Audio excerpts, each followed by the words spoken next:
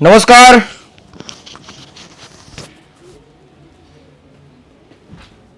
મારો અવાજ આવી રહ્યો છે? મારા નથી બતાવતા જો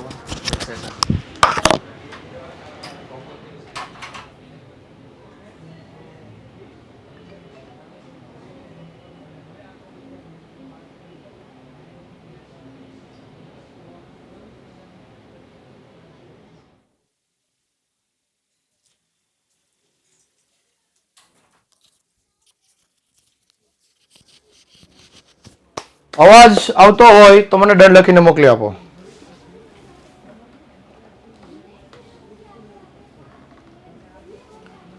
ડન. ઓકે, ચાલો શરૂ કરીએ ફટાફટ. ચેપ્ટર નંબર 4, ભારતનો વિજ્ઞાન અને ટેકનોલોજી ક્ષેત્રે વારસો.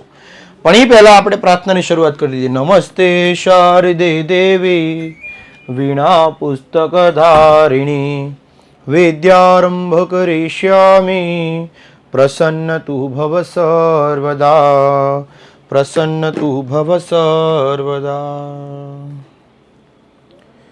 Hello hello hello hello everyone, કેમ છો બધા? મજામાં? આપ સર્વ વિદ્યાર્થી મિત્રોનું હાર્દિક હાર્દિક હાર્દિક સ્વાગત કરું છું. સુસ્વાગતમ સુસ્વાગતમ. કેમ છો મારા બાળકો? મજામાં? એકદમ ચકાચક.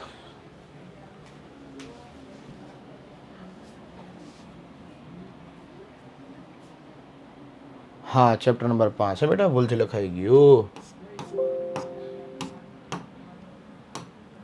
कोनो दिक्कत नहीं है, कोनो दिक्कत नहीं है. ચાલો શરૂ કરીએ ચેપ્ટર નંબર 5.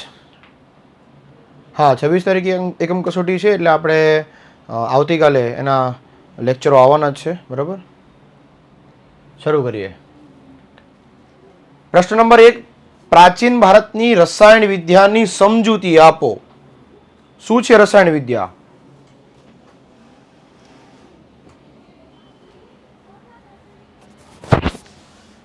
કેટલા વિદ્યાર્થી મિત્રો લાઈવ આવી ગયા છો? મને આંકડો આપી દેજો. ઓકે,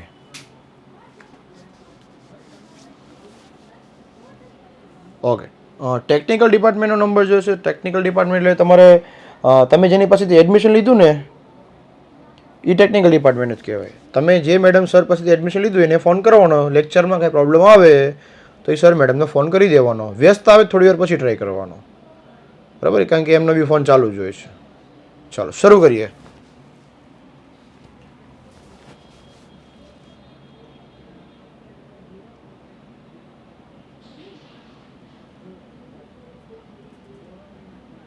નવ્વાણું 2 44 45 400 ડાયરેક્ટ એપમાંથી લીધું છે. 99 2 44 45 400 નંબર પર ફોન કરી દે બેટા.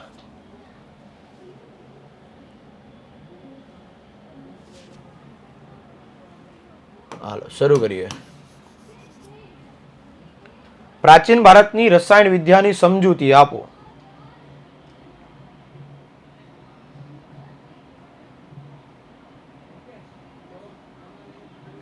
એવું ન હોય કે ચેપ્ટર નંબર 10 અને 5 કરી તો ચાલે.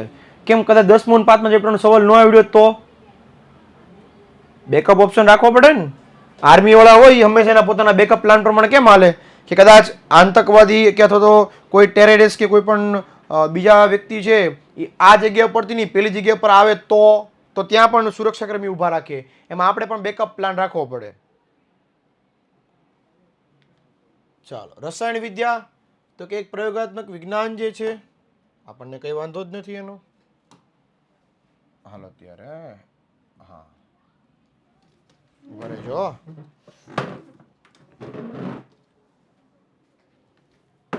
હા,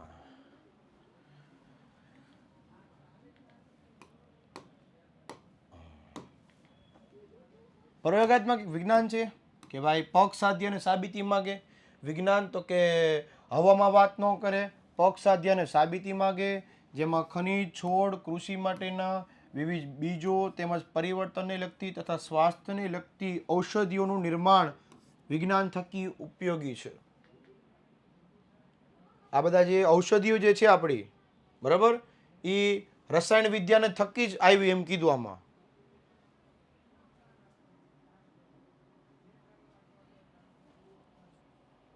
ભાઈ અવાજ બરોબર છે કે બેકગ્રાઉન્ડ અવાજ આવે છે તમને?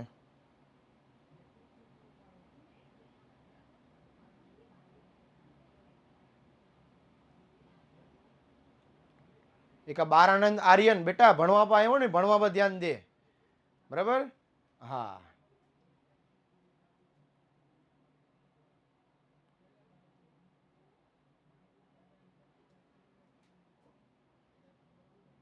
અવાજ ક્લિયર છે કે બેકગ્રાઉન્ડ અવાજ આવે છે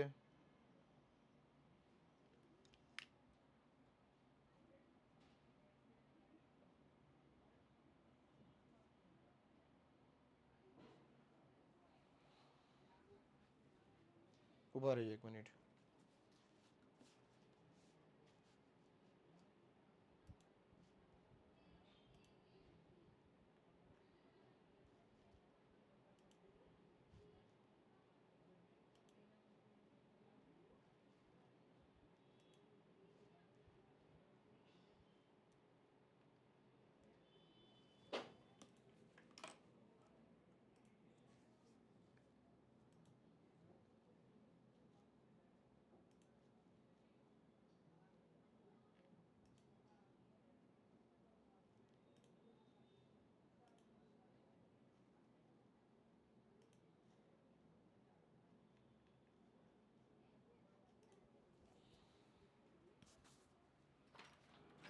તીર્થ બેકગ્રાઉન્ડ અવાજ આવે છે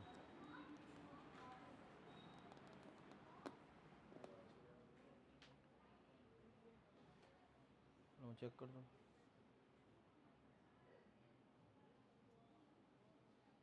hello hello hello hello okay done તો છે ઓકે છે તો શું કામ આમ કરો છો બરાબર જ છે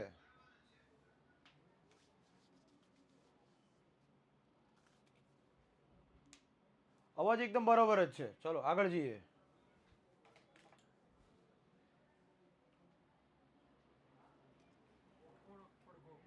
હા તો જો શું છે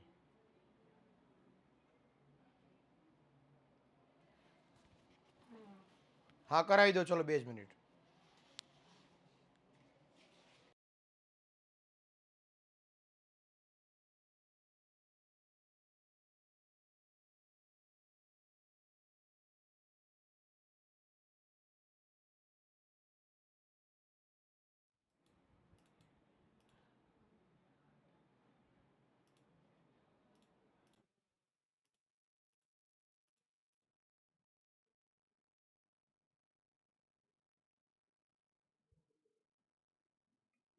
હેલો હવે જુઓ તો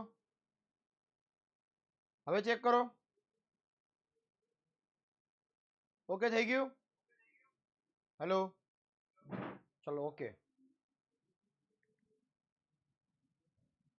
એક માર્કનો શોર્ટ ક્વેશ્ચન કે રસાયણ વિદ્યાના આચાર્ય કોને માનવામાં આવે છે તો કે આચાર્ય નાગાર્જુનને રસાયણ શાસ્ત્રના પિતા તરીકે માનવામાં આવે છે આઈ રહ્યા આચાર્ય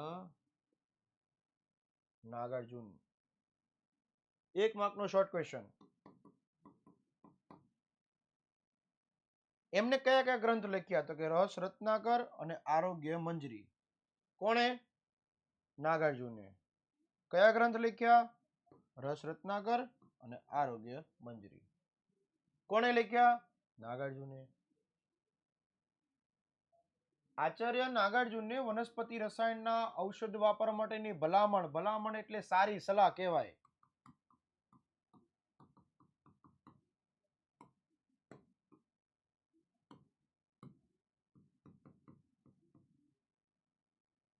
જેમાં એમને એમ કીધું કે પારાને ભસ્મ કરી નાખવાનો આ પારો પારો તુમ કહા હો પારો ઈ નહીં આ મર્ક્યુરીની વાત કરે છે મર્ક્યુરીને એટલે પારાને ભસ્મ કરવાની પ્રયોગ આ રસાયણ શાસ્ત્રમાં આપેલી છે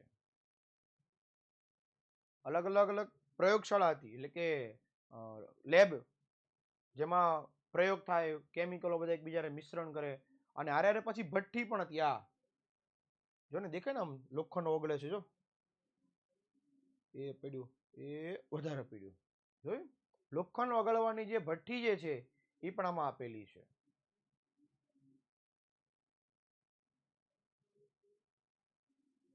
ઈ ઉપરાંત મુખ્ય રસ ઉપરસ અને 10 પ્રકારના વિષો અને હારે હારે ધાતુને ભસ્મ કરવાનું પણ વર્ણન કરેલું છે રસાયણ વિદ્યાની ઉત્કૃષ્ટતા એ છે કે ભગવાન બુદ્ધની મૂર્તિઓ એ પણ દ્રશ્યમાન થાય છે. આ ભગવાન બુદ્ધની મૂર્તિ અને એની વિશેષતા આપી કવડી વિશેષતા તો કે 7.5 ફૂટ ઊંચી છે, 1 ટન વજન ધરાવે છે. અને એ પાછી ક્યાંથી મળી આવી તો કે બિહારમાંથી મળી આવી. બીજી તો કે 18 ફૂટ ઊંચી ભગવાન બુદ્ધની મૂર્તિઓ પણ નાલંદામાંથી મળી આવી. 7 ટન વજન ધરાવતો આપણો આ વિજય સ્તંભ, વિજય ભવ વિજય ભવ વિજય ભવ, આ વિજય જે સ્તંભ જે છે એની વિશેષતા શું કીધી તો કે 7 ટન વજન ધરાવે છે. કોણે બનાવ્યો? ચંદ્રગુપ્ત બીજાએ બનાવ્યા છે. આ ચંદ્રગુપ્ત બીજા, જેને વિક્રમાદિત્યનું નામ આપેલું છે. એની વિશેષતા શું તો કે એ દિલ્હીમાં નિર્માણ છે, સાથે સાથે એને હજી સુધી વરસાદમાં, ટાઢ કે તડકામાં આટલા વર્ષ થયા છતાં પણ કાટ લાગ્યો નથી. આ રસાયણ વિદ્યાનું ઉત્કૃષ્ટ ઉત્તમ ઉદાહરણ ગણવામાં આવે છે.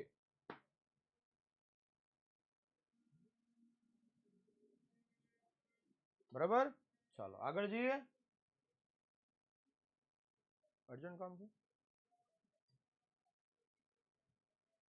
હલો, અર્જુન કામ છે? હા હા એ હા.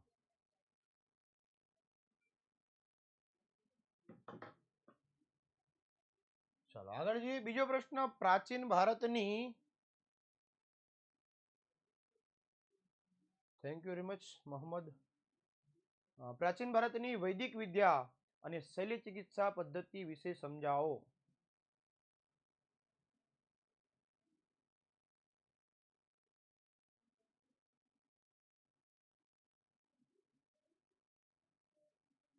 તો વૈદિક વિદ્યા અને શૈલ્ય ચિકિત્સાએ અભૂતપૂર્વ સિદ્ધિઓ હાંસલ કરી છે. કઈ રીતે તો કે મહર્ષિ ચરક, આ મહર્ષિ ચરક, મહર્ષિ સુશ્રુત અને વાંગભટ્ટ, આ ત્રણેય વ્યક્તિએ, મહર્ષિ ચરક, વાંગભટ્ટ અને મહર્ષિ સુશ્રુતે, આ ત્રણેય વૈદિક વિદ્યા એટલે કે અત્યારના સમયમાં કેમ ડોક્ટર જે ઓપરેશન કરે છે લેસરથી એને સર્જરી કરે છે, એવી રીતે પહેલાના સમયમાં વાડકાપ કહેવાતું, કે જેમાં ચીરીને ઓપરેશન કરી અને પાછું સીવી નાખતા. તો આ ત્રણેય ઋષિઓ વૈદિક વિદ્યા માટે આખા દેશમાં વખણાતા હતા. વૈદિક વિદ્યા કોની તો કે આ 3 ઋષિઓની. જેમાં મહર્ષિ ચરક નામના ઋષિએ ગ્રંથ લખ્યો, કયો તો કે ચરક સંહિતા. જોયું, એની અટક પરથી જ એનું નામ, ગ્રંથ, સોરી ગ્રંથ એટલે પુસ્તક, અટક પરથી જ ગ્રંથ. હવે ચરક સંહિતા જે ગ્રંથ જે છે ઈ શેનો ગ્રંથ છે તો કે તેમાં 2000 કરતા વધારે વનસ્પતિઓનું વર્ણન કર્યું છે. વાહ, બહુ સારી. આપણા પુસ્તકોમાં એક બુક આવતી દાદીમાનું વૈદુ કરીને, જેમાં પેટમાં દુખતું હોય, છાતીમાં દુખતું હોય, કમરમાં દુખતું હોય તો એ બધું એની ઈલાજ આપતા હતા. બીજું કીધું મહર્ષિ સુશ્રુતે, એમને ગ્રંથ લખ્યો, કયો તો કે સુશ્રુત સંહિતા. જોયું, અટક પરથી ગ્રંથ, ચરક તો કે ચરક સંહિતા, સુશ્રુત તો કે સુશ્રુત સંહિતા. વાહ, કેવું સારું. ખાલી નામ યાદ રાખો એટલે ગ્રંથનું નામ ઓટોમેટિક યાદ રહે. અને એ ચરક, આ જે સુશ્રુત સંહિતા જે છે એ ગ્રંથમાં એમ કીધું કે એવા ધારદાર શાસ્ત્રોનો ઉપયોગ કર્યો છે જેમાં ઊભા વાળને, એક વાળને, આપણે જે વાથાનો વાળ હોય ને એકદમ ઊભા વાળને ચીરી નાખે. વાહ, એક તો સાહેબ વાળ જે છે એ હાથમાં તો પકડાય નહીં, એટલો પટલો આવે, છતાં એને ઊભો ચીરીને 2 ભાગ કરી નાખે. ઓ મા ગોડ, કેવું કેવું આમ કેવું જો તો ખરો.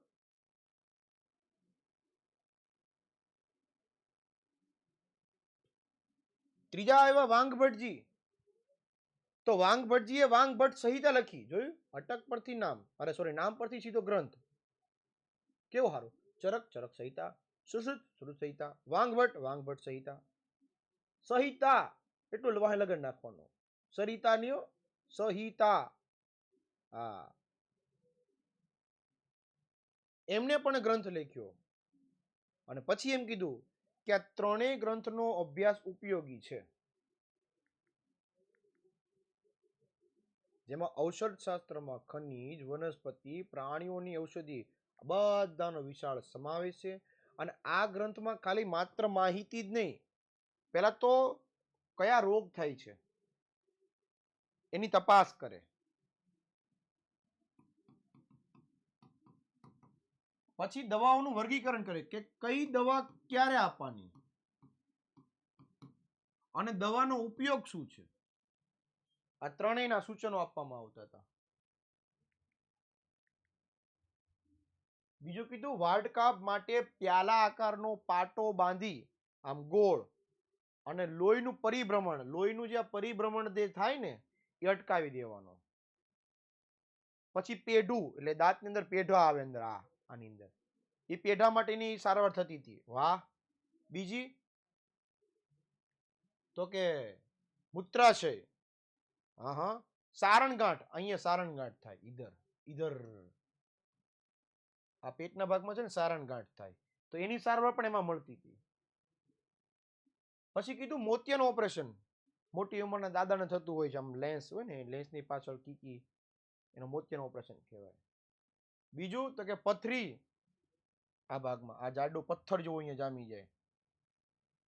હવે તો પથરીનું ઓપરેશન જે છે ને એ લેસરની મદદથી થવા લાગ્યું, બાકી પહેલા તો પેટને ચીરીને થતું હતું.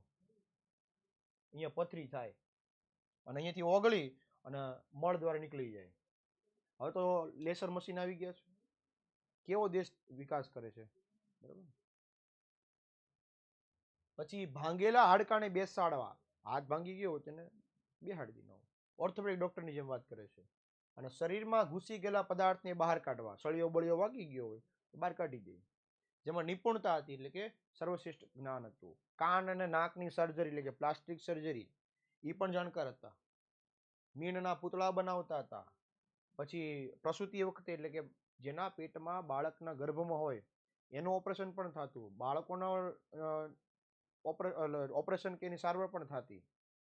સાથે સાથે ચિહ્ન એટલે કે રોગનું નિદાન કરે, રોગને પાળ્યા પછીની પરવાનગી અને રોગ કેમ થાય છે એ ત્રણનું આપતા. નિદાન, રોગ અને પાળવાની પરેજી એટલે કે આપણે કેમ શરદીથી ડોક્ટર એમ કે છાશ નહીં પીતા, ઠંડુ નહીં ખાતા, તો આપણે આઈસ્ક્રીમ તો ખાઈએ, ડોક્ટર તો કીધા રાખે.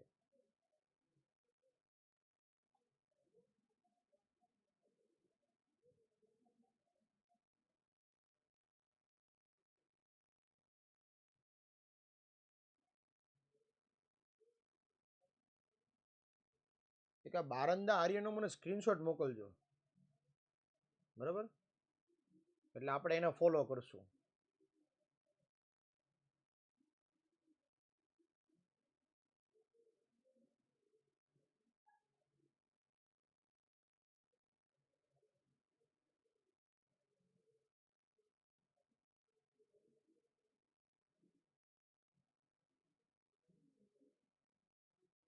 બેટા તું ભણી ગણીને કઈક આગળ વધ તો તને બધા ફોલો કરશે, તારે કહેવાની જરૂર નહીં પડે ફોલો મી.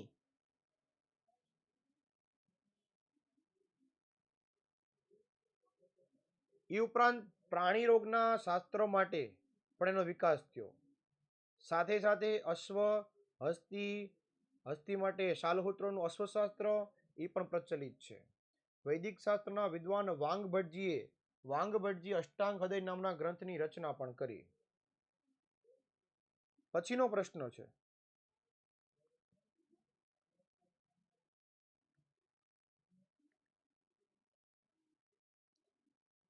બેટા બીજી પરીક્ષામાં તમારે કેટલો સિલેબસ છે, બરાબર, એ તમારી સ્કૂલમાં પૂછી લેવાનું. હા, આમાંથી શોર્ટ ક્વેશ્ચન પૂછાશે. કયા વ્યક્તિએ કરો ગ્રંથ લખ્યો, બરાબર, એ સેકન્ડ પરીક્ષામાં પૂછાશે. બોર્ડમાં નથી આમાં શોર્ટ ક્વેશ્ચન, બરાબર. આમાં તો બોર્ડ માટે બ્લુપ્રિન્ટમાં ખાલી 4 ગુણના પ્રશ્નો જ છે. એકમ કસોટી માટે આપણે આઈએમપી લઈને આવવાના છે. સંપૂર્ણ સિલેબસ હોય તો પછી બ્લુપ્રિન્ટ પ્રમાણે તૈયારી કરવાની રહે. એકમ કસોટી માટે કાલે આવે છે વિડીયો લાઈવ.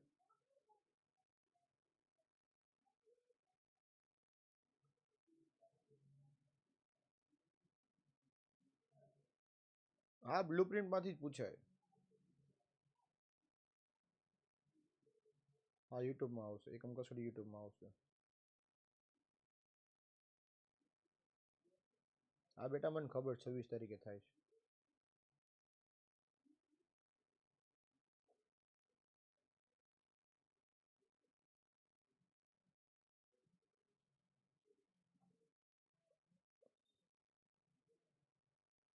તમારી સેકન્ડ એક્ઝામ જ્યારે પણ હોય, ગમે ત્યારે હોય, બરાબર, તમારો ફૂલ સિલેબસ હોય તો બ્લુપ્રિન્ટ પ્રમાણે તૈયારી કરવાની.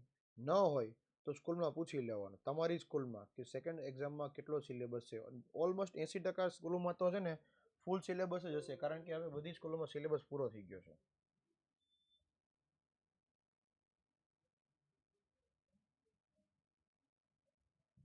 મોસ્ટ ઓફલી સ્કૂલોમાં સિલેબસ પૂરો થઈ જ ગયો છે. એટલે ઓલમોસ્ટ, અને એમ પણ હવે બધું જ કરવાની તૈયારી રાખવાની. હા, પેપર સેટમાં ઓલ સિલેબસ છે જ.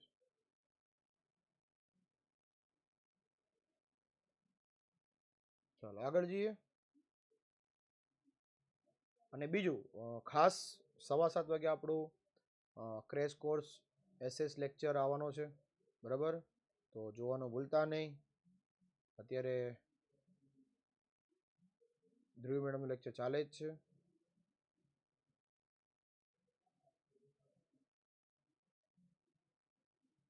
નહીં, આજે ક્વિઝ નહીં આવે, કારણ કે ઉપરથી ટેકનિકલ પ્રોબ્લેમ છે. આજે ક્વિઝ આવશે નહીં.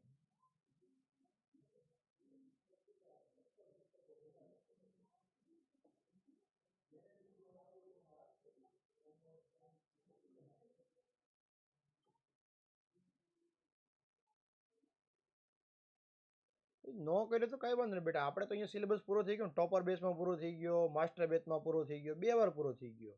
સ્કૂલમાં નો થયો કે નો થયો, શું વાંધો આવે? આપણને શું વાંધો આવે? આ એમપી બેચમાં 3જી વાર પૂરો થઈ જશે. સિલેબસની ક્યાં ટેન્શન છે? બરાબર, તમે તૈયારી કરો. તમ તારે બાના રહેવા દો કે અમારા સ્કૂલમાં નથી થયો, આમ નથી થયું, તેમ નથી. જો જે માણસને કરવું હોય ને એ માણસને ક્યાંયથી નો આ વસ્તુ નડે. જે માણસને સાચી ભણવાની ધગસ હોય ને એને કોઈ વસ્તુ નડે નહીં, બરાબર. અને જેને નથી કરવું એને બધા બાના નડે. જો રિયલ પગ ન હોય છતાં પણ જો એવરેજ ચડી જવાતું હોય, એટલે એટલું અઘરું કામ પણ જો થતું હોય, તો તમારી પાસે તો બધું જ છે. તમારી પાસે બધું જ છે, તો હવે રાહ શેની જોવો છો કે 15 દિવસ બાકી રહીને પછી પરીક્ષાની તૈયારી કરશો? એમ વાટે નો બેતા. 64 દિવસ બાકી રહ્યા ભાઈ, ભણવાની શરૂઆત કરી દો. નો કરી હોય તો હજી કહું છું, બાકી હવે મેળ નહીં પડે.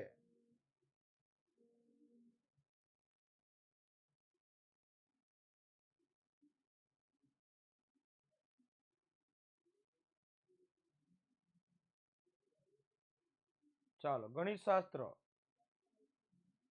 ગણિતશાસ્ત્ર અથવા આ પ્રશ્ન ગણિતશાસ્ત્ર વિશે પ્રદાન અથવા આર્યભટ્ટ દ્વારા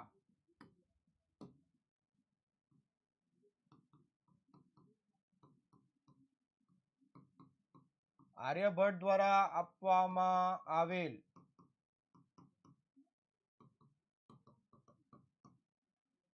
ગ્રંથ વિશે માહિતી આપો,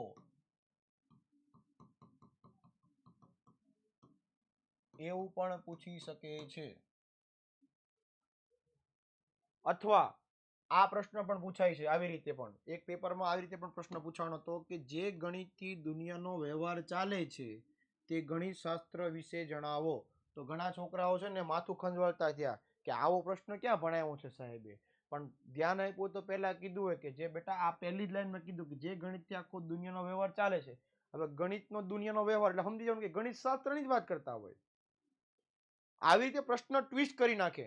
પછી કે પેપર તો બહુ અઘરું હતું સર, પેપર બહુ અઘરું હતું, વાત જવા દે સાહેબ, પાસે ન થવાય. પણ જ્યારે ભણાવતા હોય ને ત્યારે કીધું હોય, પણ ત્યારે બેટા કોમેન્ટમાં ધ્યાન આપ્યું હોય, હુઈ ગયો હોય, બરાબર, ઇતર પ્રવૃત્તિ કરતો હોય.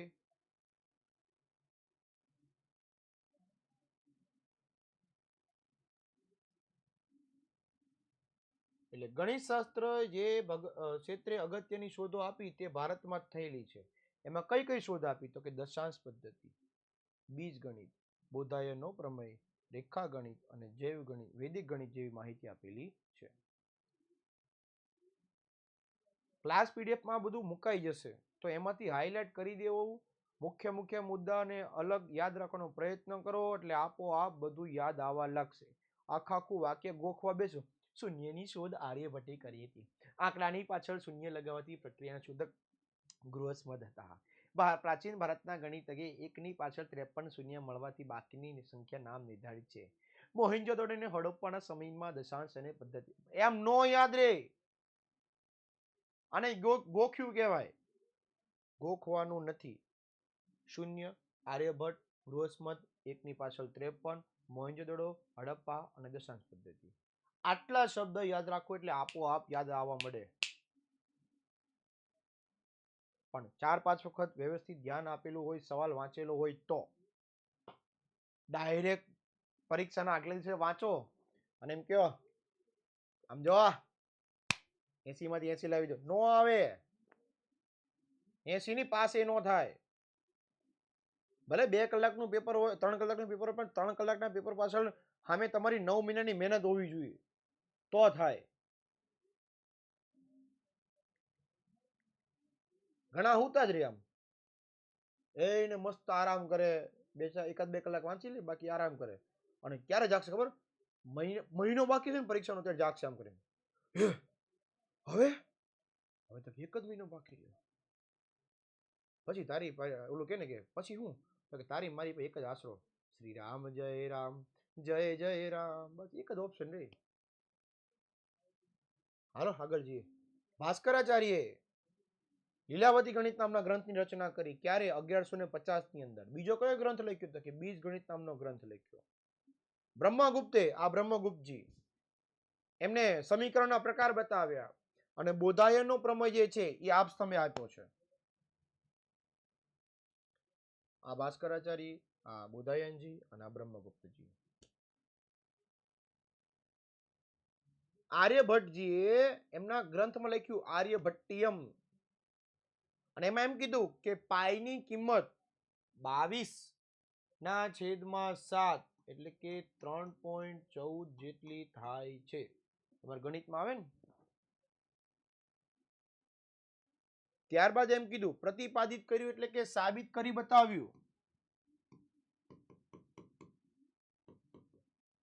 કે ગોળાકનો પરિઘ અને વ્યાસના ગુણોત્તરને દર્શાવતો અચળાંક એટલે કે પાઈ. બીજું આધુનિક પદ્ધતિ, ગુણાકાર, ભાગાકાર, વર્ગમૂળ, ઘનમૂળ, આ બધું જ એમને એમના આર્યભટ્ટે એમના ગ્રંથની અંદર લખ્યું.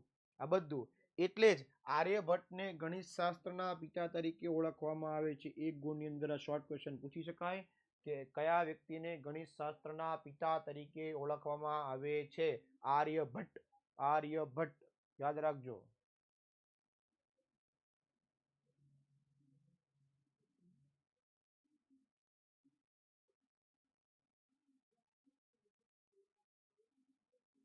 આ ઉપરાંત 10 ગીતિકા, આર્યભટ્ટિયમ એવા આર્ય સિદ્ધાંતમાં એનું સંક્ષેપ એટલે એકદમ વિગતવાર વર્ણન કરેલું છે. ગણિત, અંકગણિત, રેખાગણિત એવા પ્રશ્નોનું સમાધાન પણ છે.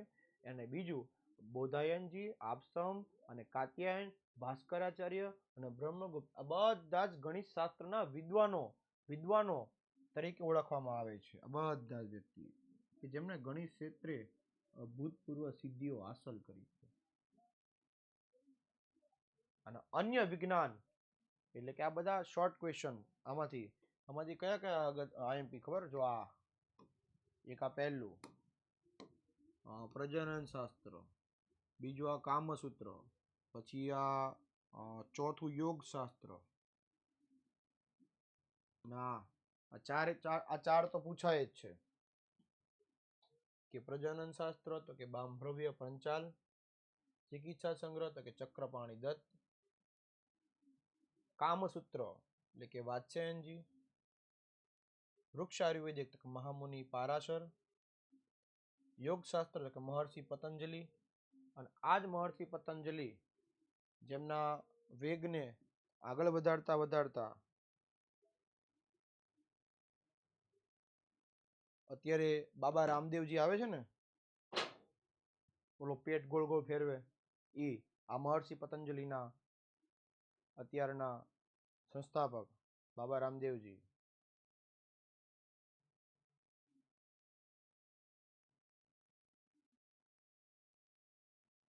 વિભાગ એમાં ભૂલ પડે છે તો બેટા પ્રેક્ટિસ પેપર કરો, વધુમાં વધુ આપણે પેપર પ્રેક્ટિસ કરો.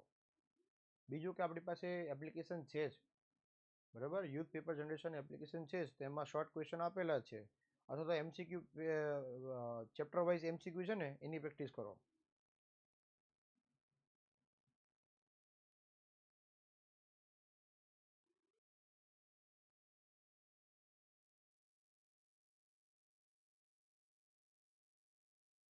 આવી જશે બેટા કપિલ. જ્યારે મંગાવ્યો ને એનાથી 5-6 દિવસ વાટ જોવાની, એટલે આવી જાય. પોસ્ટમાં મંગાવ્યું હોય તો અઠવાડિયે ઉપર વાટ જોવાની, બરાબર ને. બાય કુરિયર આવશે તો 4-5 દિવસમાં આવી જશે. ત્યારબાદ યંત્ર સર્વસ્વ તો કે મહર્ષિ ભારદ્વાજ, અને કાલગણના તો કે શકમુનિજી.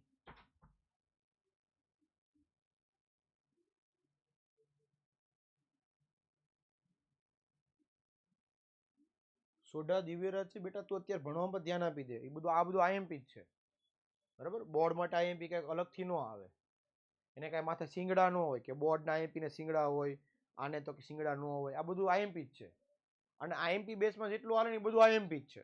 નામ જ આઈએમપી છે, પછી હવે નો સોલ્વ કરવાનો હોય કે આઈએમપી એટલે શું.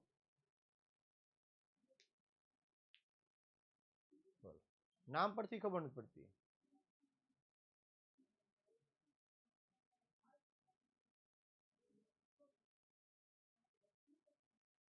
બેટા બોર્ડનું પેપર ઈઝી જ હોય છે, હાર્ડ ક્યારેય હોતું જ નથી. તૈયારી તમારી ન હોય એટલે હાર્ડ લાગે, બરાબર. બાકી બોર્ડનું પેપર હોય ને હંમેશા બ્લુ પ્રિન્ટ પ્રમાણે નીકળે, પ્લસ બીજું કે એનો રેશિયો હોય, એનો રેશિયો હોય ઈઝી, મીડિયમ અને હાર્ડ, ત્રણેય ભેગું હોય. એટલે પેપર અઘરું ન હોય, ઈઝી ન હોય અને મીડિયમ ન હોય. રેગ્યુલર પેપર આવે એ પ્રમાણે જ આવે, ત્રણે ભેગું હોય. બ્લુ પ્રિન્ટ યુટ્યુબ પરથી મળી જાય આપણી સમાજ વિદ્યાની. ચાલો, તો ખગોળશાસ્ત્ર સૌથી પ્રાચીન ગ્રંથ છે, અને ઈ સિવાયના ઘણા ગ્રંથો પણ ભારતમાં લખાણા. બીજું કીધું, પ્રાચીન વિદ્યાપીઠમાં વ્યવસ્થિત અને ઊંડો અભ્યાસ કરવામાં આવતો હતો. આપણી તક્ષશિલા, નાલંદા, વલ્ભી.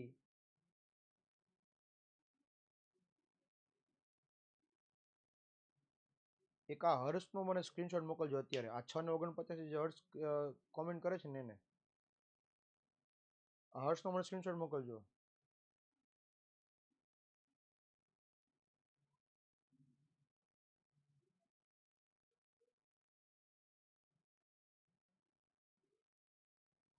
બેટા હું તને તારા પપ્પા વાત કરીને તને કહો, તારો પ્રશ્ન જવાબ આપું, હો ને.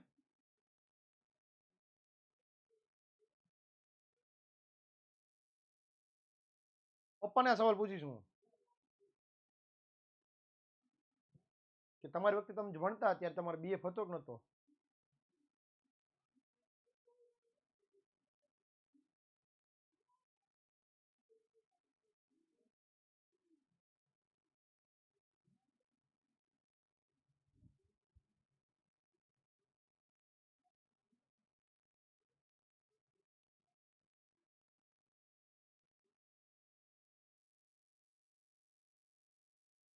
ભાઈ લેપટોપ વાળાને છે ને આજે કોમેન્ટ નહીં દેખાય, લેપટોપ વાળાને આજે કોમેન્ટ નહીં મારી શકો.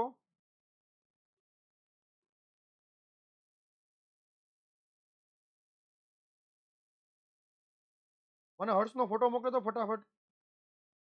હર્ષનો મને સ્ક્રીનશોટ મોકલો તો એકાદ વ્યક્તિ,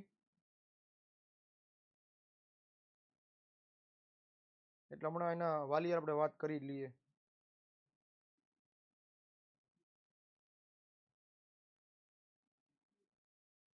ઓકે આવી ગયો, ચાલો. હવે કોઈ ન મોકલતા.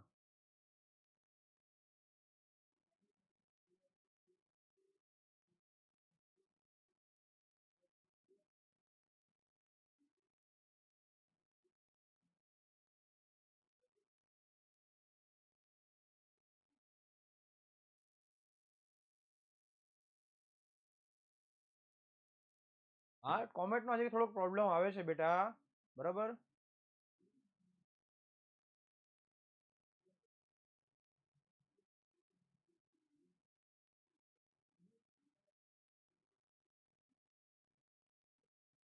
લેક્ચર તો ઓપન નથી થતો. આ લેપટોપ વાળાને આ લેક્ચર ઓપન જ નથી થતો.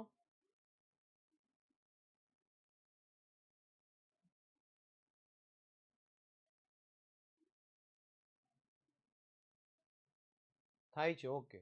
ખાલી કોમેન્ટ નથી કરી શકતા ને?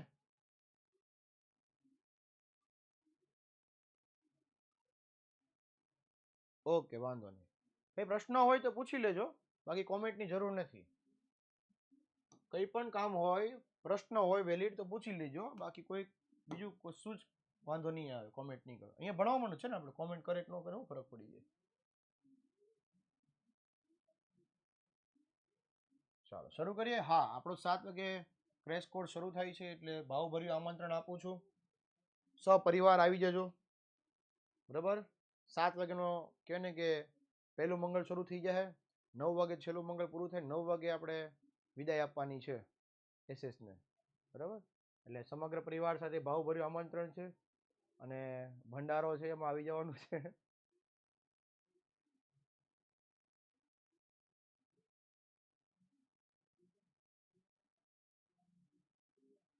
હાલો. બધા જ પ્રાચીન વિદ્યાપીઠમાં તેનો ઊંડો અભ્યાસ કરવામાં આવતો હતો. ગ્રહ અને તેમની ગતિ, એટલે કયો ગ્રહ કઈ દિશામાં ફરે છે, કયા નક્ષત્રમાં છે, આ બધા નક્ષત્રો આપી દીધો. માદ, પૂર્વ ફાલ્ગુની નક્ષત્ર, ઉત્તરા નક્ષત્ર, હસ્ત નક્ષત્ર. હસ્ત નક્ષત્રો, ગ્રહની ગતિ, તમારું જન્માક્ષર અને કુંડલી બધું મેચ કરે ને પછી તમારા ગુણાંક નીકળે કે ભાઈ આ વ્યક્તિને 23 ગુણમાંથી આટલા ગુણ મળે છે, તો એના લગ્ન થાય કે ન થાય. એના ગુણાંક મળે તો લગ્ન થાય. ક્વિઝ નથી. એટલે આવી ગણતરી કરીને ખગોળ અને જ્યોતિષ શાસ્ત્રનો સારો એવો વિકાસ થયો હતો. ત્યારે ફળ પ્રમાણે જ્યોતિષ ફલિયાદ કરવામાં આવે. તમારું જન્માક્ષર હોય ને એમાં આવી કુંડલી હશે, જોજો કે ભાઈ 9મા ગ્રહમાં ગુરુ છે, 5મા ગ્રહમાં શનિ છે, 4થા ગ્રહમાં ચંદ્ર છે. આ બધી વસ્તુ આવું કુંડલીમાં હોય. તમારા જન્માક્ષર હોય તો એમાં હશે જ.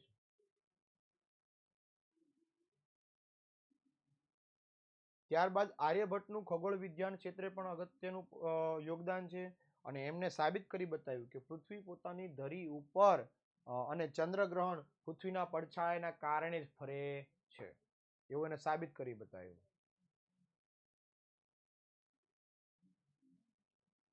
ચાલો. અને વિદ્વાનો અજરભરના નામે ઓળખાય છે. અને એ જ રીતે બ્રહ્મગુપ્તજીએ ગુરુત્વાકર્ષણના નિયમનો પણ ઉલ્લેખ કરેલો છે.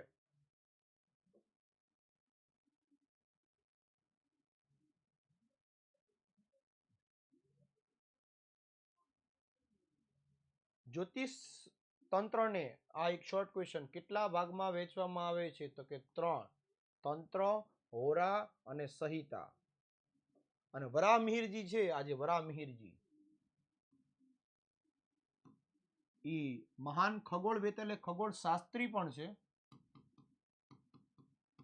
અને હારે જ્યોતિષ શાસ્ત્રી પણ છે. વિચાર તો કરો, ઓહો, 2 ક્ષેત્રમાં અભૂતપૂર્વ સિદ્ધિ. માણાને 10મું પાસ નથી થતું ને આ બધાને બબે વેદો જાણીને બેઠા છે.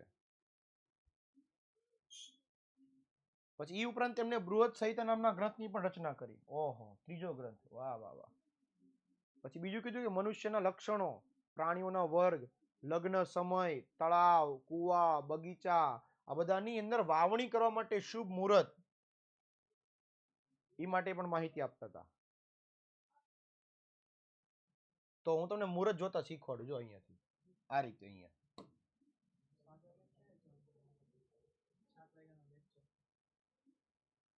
એટલે પૂરું કરવું પડશે ને અત્યારે. તો આ એક લેક્ચર એટલે પૂરું કરી દો ને 5 મિનિટમાં. હા, ચાલો. તો 7 વાગ્યાનો આપણો લેક્ચર છે, એટલે 5 મિનિટ લેક્ચર હું પહેલો પૂરો કરી દઉં છું, બરાબર. તો ફરીવાર આ તમારે ચોઘડિયા પ્રમાણે જોઈ લેજો, તમારી રીતે ક્લાસ પીડીએફમાં આવી જશે. નેક્સ્ટ લેક્ચરમાં મળીએ છીએ ફરી વખત નવા ચેપ્ટર સાથે. ત્યાં સુધી રજા લો. By, take care. જય હિન્દ, જય ભારત. ભારત માતા કી જય. વંદે માતરમ. જય જય કરી ગુજરાત. 7 વાગે મારો લેક્ચર છે, બરાબર. એટલે 5 મિનિટ લેક્ચર વહેલો પૂરો કરું છું. Bye, take care.